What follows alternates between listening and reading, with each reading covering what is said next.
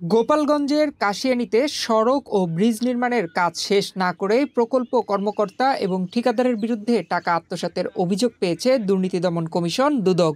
১ জানুয়ারি বুধবার সকালে জেলা দুর্নীতি দমন কমিশনের উপপরিচালক মোহাম্মদ মশিউর রহমানের নেতৃত্বে গোপালগঞ্জ জেলা পরিষদে অভিযান চালিয়ে এর সত্যতা পায় দুদক।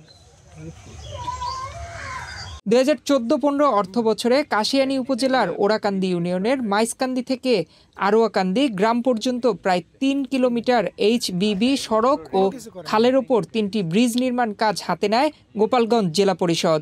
প্রতিটি ব্রিজে ১২ মিটার করে সংযোগ সড়ক থাকার কথা থাকলেও কাজ শেষ না করে প্রকল্পের টাকা উত্তোলন করে আত্মসাৎ করা হয়।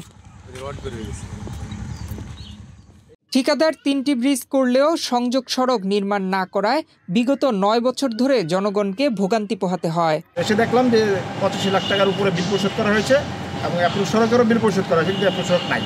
সবচেয়ে কষ্টের বিষয় হচ্ছে এখানে যে অ্যাপ্রুভ সড়ক না থাকার কারণে গ্রামবাসী মই দিয়ে ব্রিজে ওঠে এবং একজন শ্রমিক কয়েকদিন আগে আগস্ট মাসে আপনার ওই ব্রিজে উঠতে গিয়ে পড়ে গিয়ে হাসপাতালে ভর্তি হন। পরবর্তীতে 3বার অপারেশন করে তার পা কেটে ফেলতে হয়েছে। এটা খুবই মর্মান্তিক একটা ব্যাপার।